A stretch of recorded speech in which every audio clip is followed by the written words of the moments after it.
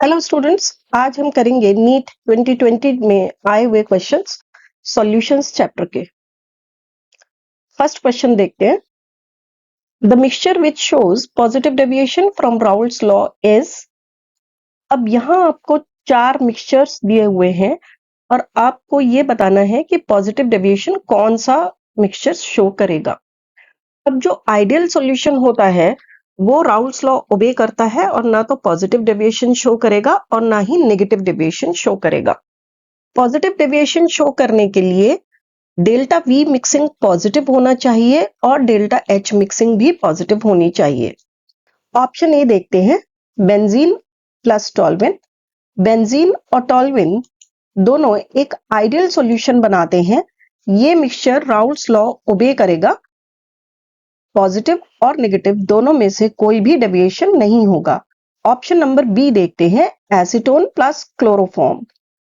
Acetone और chloroform के बीच एक हाइड्रोजन बॉन्ड बनता है, जैसा कि यहां पर पिक्चर में शो किया गया है, जिसकी वजह से एसीटोन और क्लोरोफॉर्म मिक्स करने पर वॉल्यूम कम हो जाता है और डेल्टा वी नेगेटिव हो जाता है।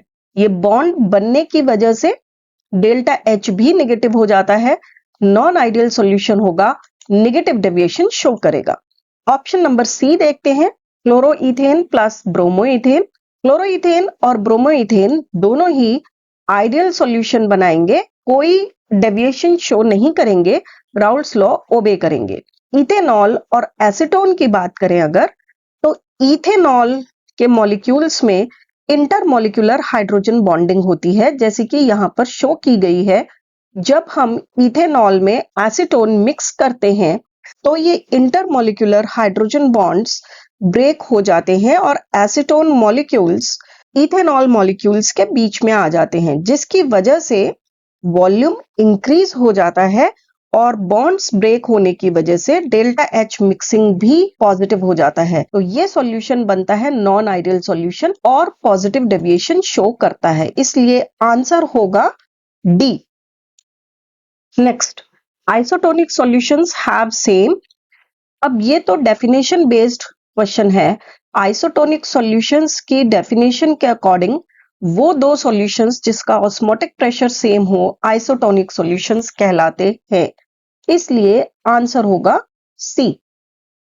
Next, if 8 grams of a non-electrolyte solute is dissolved in 114 grams of normal octane to reduce its vapor pressure to 80%, the molar mass of solute is। normal octane का molar mass given है 114। चार options दिए गए हैं, correct option बताना है। यहाँ पर 8 ग्राम्स नॉन इलेक्ट्रोलाइट सॉल्यूट को डिसॉल्व किया गया है 114 नॉर्मल ऑक्टेन में और उसका वेपर प्रेशर प्योर सॉल्वेंट के वेपर प्रेशर का 80% हो गया है।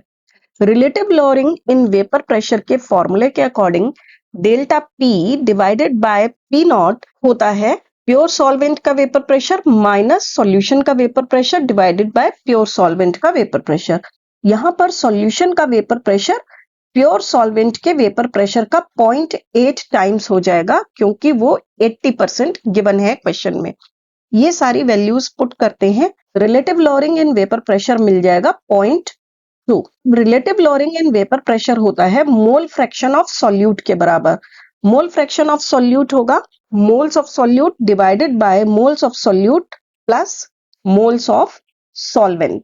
अगर हम बात डाइल्यूट सॉल्यूशन की करें तो डिनोमिनेटर में मोल्स ऑफ सॉल्वेंट के कंपैरिजन में मोल्स ऑफ सॉल्यूट को निग्लेक्ट किया जा सकता है, जिसकी वजह से हमें फॉर्मूला मिल जाएगा moles of solute divided by moles of solvent. ये सभी वैल्यूज पुट कर देते हैं। Relative lowering in vapour pressure की वैल्यू थी 0.2 जो हमने अभी कैलकुलेट की। मास ऑफ सॉल्यूट गिवन है 8 grams. Molar mass of solute हमने ले लिया है mb। मास ऑफ सॉल्वेंट और मोलर मास ऑफ सॉल्वेंट दोनों की ही वैल्यू 114 है, तो मोलर मास ऑफ सॉल्यूट मिल जाएगा 40 ग्राम्स। तो आंसर इज ए। अगर आपको ठीक से समझ आया है तो प्लीज लाइक करें, शेयर करें, चैनल पर नए हैं तो सब्सक्राइब भी करें, बेल आइकन हिट करें। देखते रहें Namita chemistry classes. Bye bye.